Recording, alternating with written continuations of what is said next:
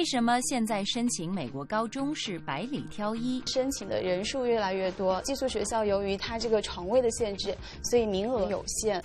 鸡头凤尾如何选？很大的吃它一只很小的鱼，这条小鱼就被大鱼吃了。 The big fish in a small pond, you're number one. It feels good. You can compete. 除了优异的软硬性材料，还必须得有充裕的财政实力。Top 30 schools don't really care. Their greater need is to improve endowment.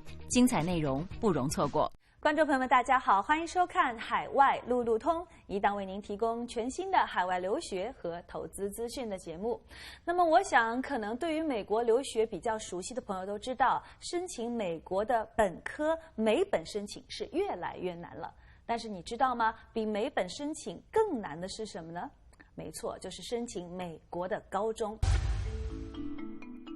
随着赴美读本科的浪潮逐渐升温，不少家庭把目光落在了美国高中上，提早让孩子适应美国的教育和生活环境，希望能够在申请本科的时候提升竞争力，从而进入自己理想的高等学府。根据国际教育研究所报告数据显示，2015年在美国读高中的中国学生人数已经达到了25000人，和10年前的60-70人相比，可谓天差地别。随着人数的激增，美国各校招生要求也可谓水涨船高，而且中国家庭比较青睐的寄宿学校容量有限，每一个名额都可能有超过100名申请者在申请，家长和学生也是倍感压力。那我们该如何应对情况如此的美国高中申请呢？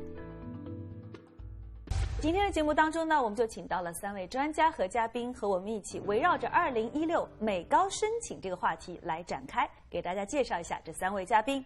第一位呢是美国留学策略专家 Duke Lu。 Hello. 第2位要给大家介绍的是美高申请专家安老师。观众朋友们，大家好。那第3位呢是我们节目的老朋友了，国际教育培训专家蒋继刚蒋老师。观众朋友们，大家好。欢迎3位老师。那我想现在先请3位要给我们分析一下目前的这个美高申请的现状是什么？这个美国高中它的名额是非常有限的，所以也导致学校整体的要求也越来越高，这个竞争也变得越来越惨烈。用惨烈来形容。对。So what do you think? Yeah, definitely the admissions rates are getting far tougher. You're talking about admissions rates reported to be around 11 to 30%, but could be as low as 1%. 就做一个对比，以哈佛为例，它在今年就是在早期录取阶段以及常规录取阶段，中国大陆地区一共是录取了10个学生。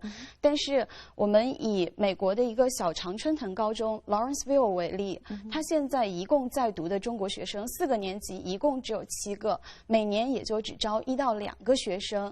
那所以为什么会变得越来越难呢？原因在哪里？一个是申请的人数越来越多，再加上早期的时候，中国学生在申请大部分是集中在寄宿学校上面的。那寄宿学校由于它这个床位的限制，所以名额非常有限，所以整个的竞争在这个基础上面就会变得越来越激烈。而且我想从学校的方面来讲，因为有那么多人来申请，所以可能他们在选择的时候也会有一些条件上的提高吧。对，他的选择就是他的可以选择的这个 pool 这里边的学生人数越来越多，然后优秀的学生也越来越多，所以他整个的要求就会更高一些。那具体的这个严格的程度体现在哪些方面呢？其实我单纯从分数这一块来讲的话，比方说在纽约的一所学校叫 The Masters School， 大概在11年、12年的时候，它其实70-80分左右的一个托福成绩，录取的学生大概都是在这个水平。但是在14年秋季入学的这一批学生里边，他托福超过100分以上的学生，就申请的这些学生就有40-50个，他只招5-6个学生。Many of those students admitted from China are not coming from the top local schools. They are often coming from the top international schools. It's a very good point. 其实我就想借着 Duke 讲的来问问蒋老师，初中年龄的本地的中国的学生会越来越多的希望自己在这个培训当中，给自己加很多的压力，希望能够有更具竞争力。很多人申请顶尖的美国的大学的时候，他本身已经在美国读过高中。比方说，你的同学现在都是在初2的时候，然后你发现你就正常读了高中，然后你发现你的同学呢没有走这条路，那他可能和你差不多的水平，他到美国去读了高中，然后呢几年之后你们在一起竞争，那我手头有这种案例的，我们发现非常疯狂的是，那个在美国读高中的学生更容易进入美国好的综合类的大学，而在国内就读的初中然后高中就是正常的一条线走上去的优秀的学生，我会发现他们想进美国的顶尖的综合类大学会非常困难，有相当一部分学生不得不选择进入美国的文理学院或者其他的学校。 I think the real issue that you're stating here is that graduates from local junior highs, right, whatever grade they're getting is actually, in the opinion of the high schools in the U.S., not accurate. It's like no one cares. It's just nothing, right? No one cares about any single reported grade by any single Chinese teacher in China. I'm sorry. There's just too much falsification. So the U.S. has this opinion of like, we don't care anymore. Right. So actually, I think, yes, test prep is the first thing you have to do because you have to prove that, as you said, minimum TOEFL 100. Why? Because we assume that if you got a TOEFL 80, or sorry, a TOEFL 70, you are bad. Because we already know that everyone can get a TOEFL 70. So that's why you need a TOEFL 100. So you need the TOEFL score, you need the SSAT score because the other major component of the junior high level is just unverifiable. Unverifiable. At the college level, it's a bit more verifiable because the schools are more famous, like in Shanghai or in Beijing. 这个对很多平时离去考试的学生来说是不公平的。所以其实我们知道，除了这个分数之外，学校会更注重面试。对，我不知道这个申请美国高中面试是一直都有的吗？还是说随着现在水涨船高而出现的？面试是一直都有的，但是在早期的时候，比方说在09年、10年那个时候，不是所有的学校都要求面试，部分的学校要求面试，部分的学校可以不要面试。但是现在除了学校都要求面试之外，面试的形式也越来越多样化。除了之前最早的传统的视频面试的形式之外，也开始出现要求第三方面试筛选，也会要求有校友面试，甚至有一些学校，比方说像德拉华的 St. Andrews School， 它就会要求说，我们强烈建议你来校园面试。一些学校也会要求说要家长面试的。I think the thing that we have to think about in terms of the interview is you have to think about two classes of schools. There's the broad class of schools who are just trying to take students to improve their revenues. Right? So they don't have enough income, so they're going to take a bunch of students to get revenues for an annual basis. When you're talking about premium schools, your top 30 schools, they have some need for annual revenue, but their greater need is to improve endowment. How does that affect then the interview process? So what you were saying there of interviews by third-party applicants, those third-party interview processes are more for qualification, the ability to speak English and collaborate in a classroom. Of course, most boarding schools want that, but the top 30 schools don't really care. They assume that you have that ability. Instead, what they're looking for, it's like a dating service. A population pool so small, you're saying, why should I date you? That's what top 30 boarding schools are really saying. 所以其实我们可以发现，这个美高申请变得越来越难的一个很重要的原因，是因为申请的人越来越多，而同时呢，学校也是为了能够做出更好的选择，做出了更苛刻的这个申请的这个要求和改变。那我想，蒋老师可能做培训会比较多一些，这样的一些改变或者要求的提高，在您培训端方面是不是也有一定的体现？最近的几年发现两件事情，第一件事情就是高分。你往前推个几年，大概80、90分就可以。那么现在一谈就是要105。大家好像认为随便说都应该是100分。那么另外一点就是我们会发现整个备考时间在往前推，整个时间在延长，它的备考的起点会比较靠前。5年前或更早以前，大家发现提前1年备考就可以了。那么现在大家发现根本不够，要2年甚至于3年。我们现在就有一个学生，他5年级就开始备考，小学5年，小学5年级。那他怎么可能？他的词汇量、对英语的理解等等。那我们现在没有办法帮他进入直接的考试节奏。对啊。现在有一个趋势，就是家长会觉得，如果目标是一个高分啊，如果只是简单的做一点应试是拿不到高分的。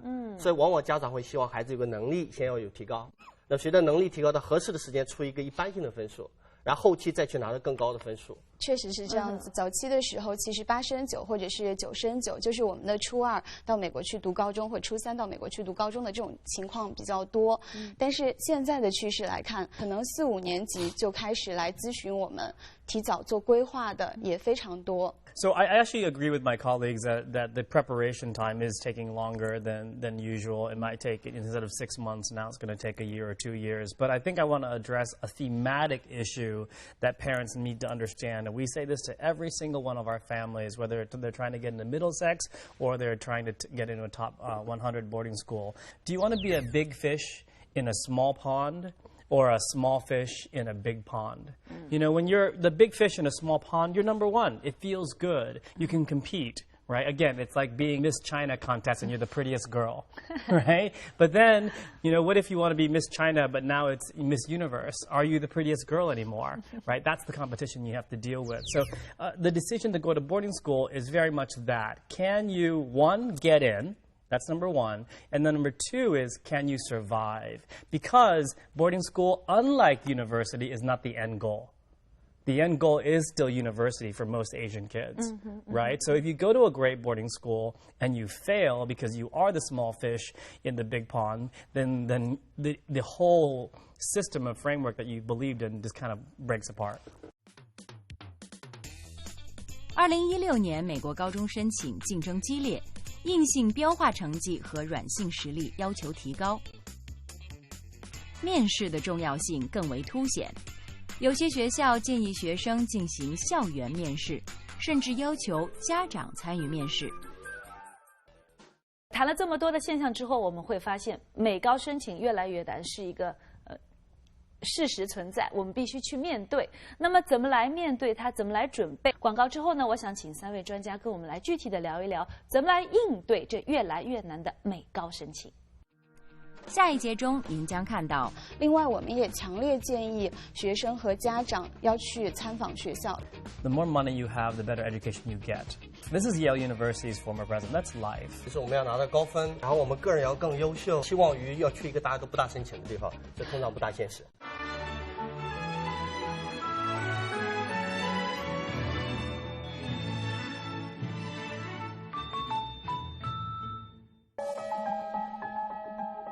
去年是我第一次走进风月教育，那时候的我对赴美留学既充满了很多期望，但内心也有一些迷茫。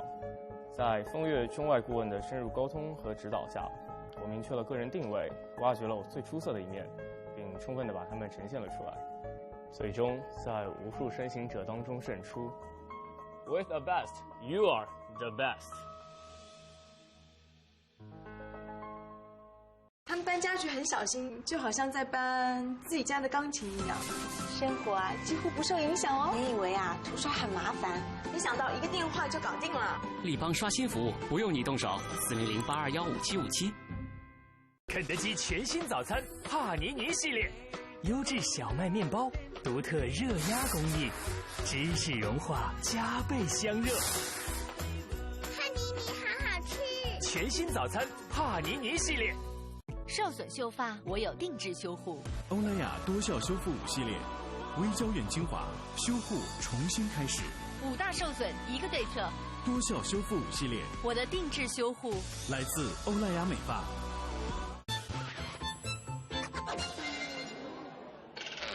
全新麦等轩系列，富含多种维生素，我自有我的魅力。Go 状态，高姿态，全新麦等轩系列。多芬让秀发展现无限可能，无论热吹、卷烫或染发，多芬让你无惧损伤，含角蛋白复合物润透养护，修护秀发，玩出美丽。多芬。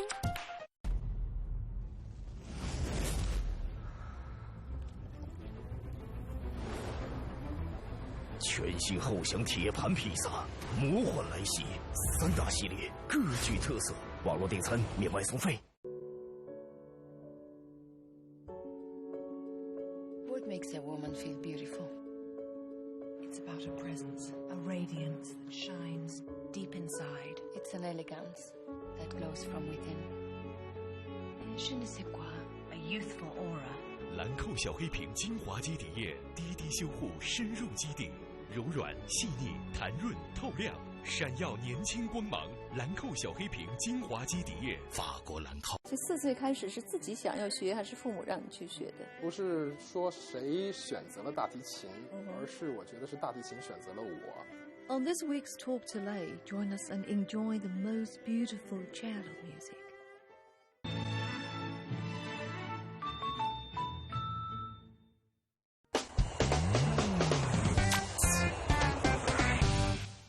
欢迎回来，继续收看海外路路通。今天咱们聊的这个话题呢，是跟2016的美高申请有关。那上一节的节目当中，我们讲到这个美国高中的申请也是越来越艰难了。那么这下一节的节目当中，当然我们就要针对这样的一个事实来出一些策略，来告诉大家怎么来准备，怎么来应对。我想先问一下安老师吧，申请美国高中，我们需要准备一些什么材料呢？它需要学生从英文能力方面来考察，从你的学术能力方面来考察，从你的独立能力、自律能力、学习能力方面来考察。所以这些能力的考察，它是通过首先你的标准化考试成绩，我们前面提到的托福、SAT 或者是 ISEE 之类的这种考试，同时它也会看到你在校的成绩。再一个呢，它有一系列的申请表，里边会有一些短的问答或者是长的 essay， 通过这些来了解你个人的一些特色。最后它会通过面试综合起来考量的，所以这是学校在审核的时候，他会审核的一些途径以及他希望看到的一些能力。但是你要去展现你的这些能力，或者是说在这个申请的过程当中取胜的话，你首先最重要的是要明确你自己的目标。另外，我们也强烈建议学生和家长要去参访学校，如果有条件的话，就是所谓的知己知彼，百战不殆。你要对学校有所了解，你要对他的要求有所了解，另外你对自己了解，来去做这样一个匹配。那如果没有条件的话，至少他们来华的这种招待会 reception 要尽量的去参加。最后实在不行，你非常重要的一个途径是一定要去看学校的官网。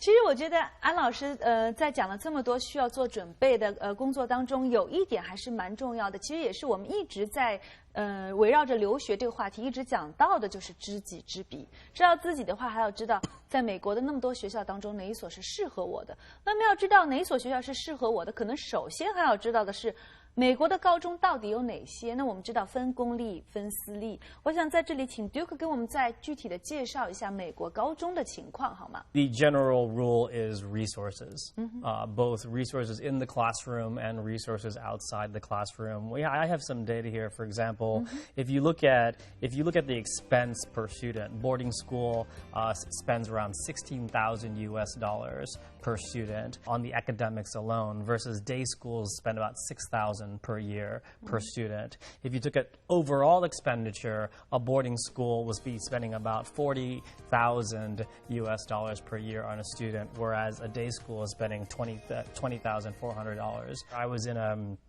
meeting with the former president of Yale University. A parent asked him, is it fair that education is getting more expensive and getting more difficult to get in?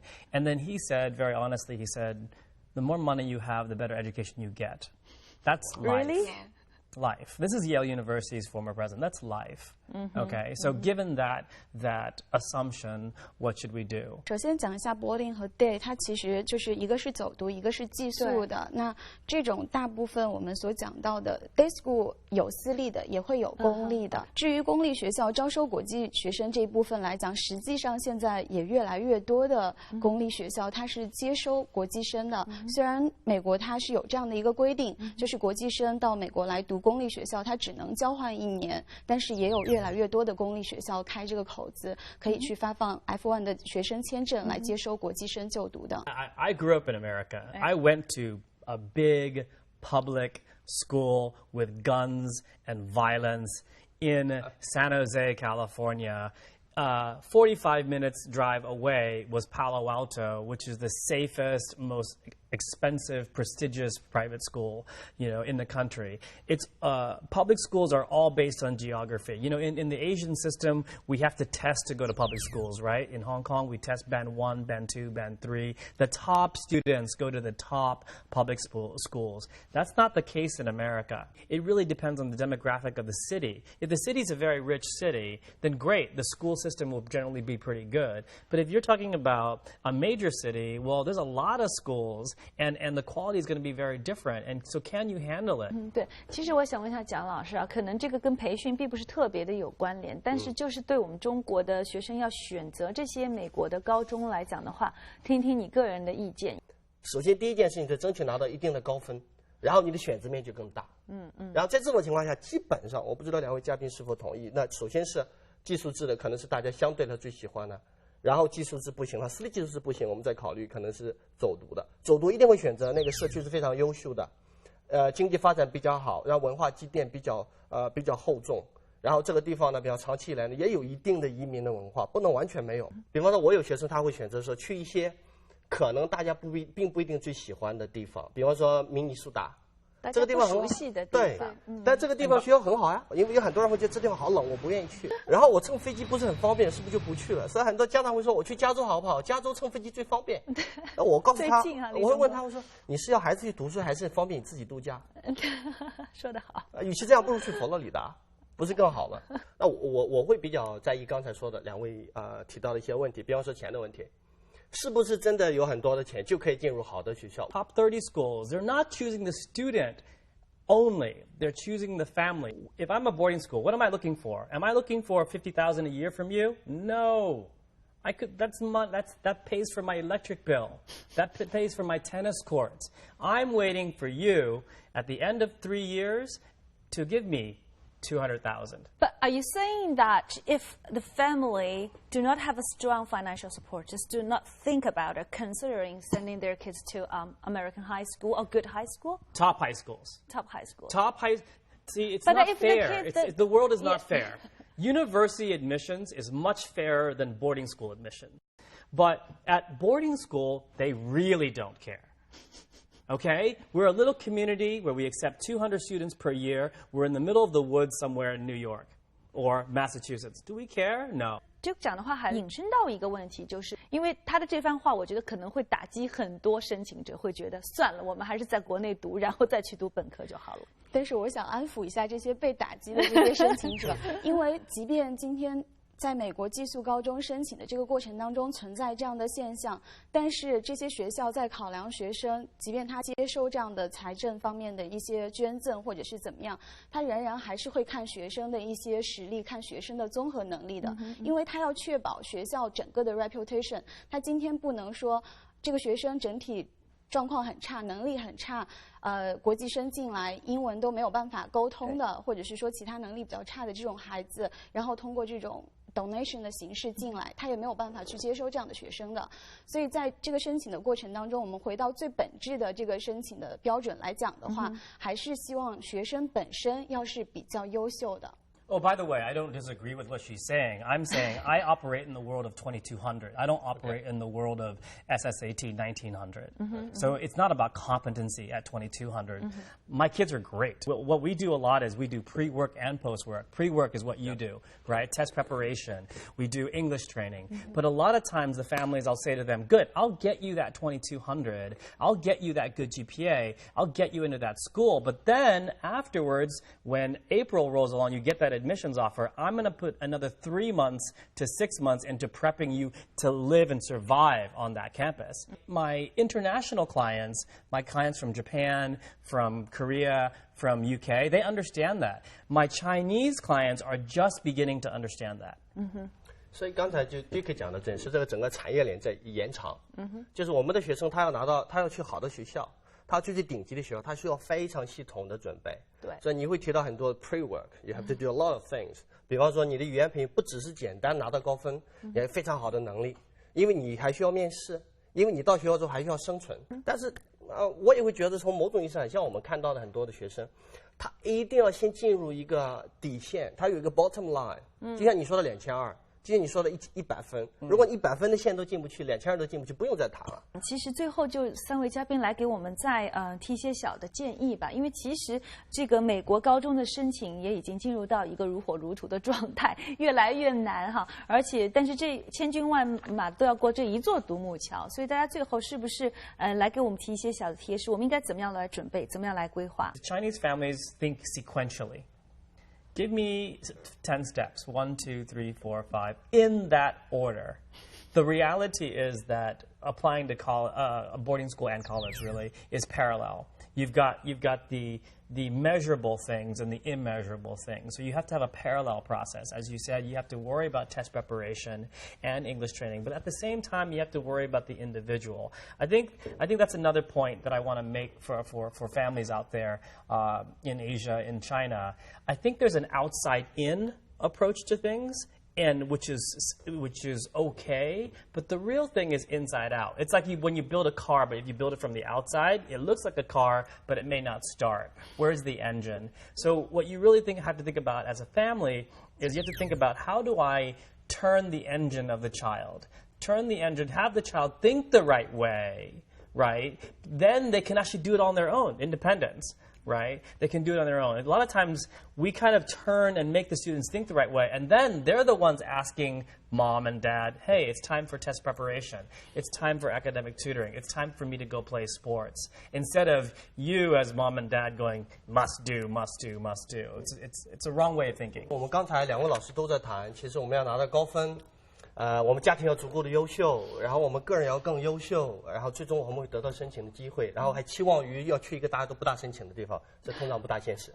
那么从语言培训的角度来说，我觉得我们很多的家长在做一些比较急功近利的事情，坦白的说。那么他们很多时候会说，我找了一个非常优秀的老师，听说你带的学生都是100分突破110分，90分突破100分，然后2000分帮你做到2300，所以我认为这个老师可以教好我。所以大家脑袋里还有一个非常明确的名师的思维，或者说我就需要这个老师，他一定可以帮我，这是很可怕的。因为我们发现优秀的学生的提升绝对不是一蹴而就的。其实实际上整个语言培训的过程，在我们看来，它是从能力逐渐到应试，然后到它后期会有一个自我磨练、自我打磨的过程。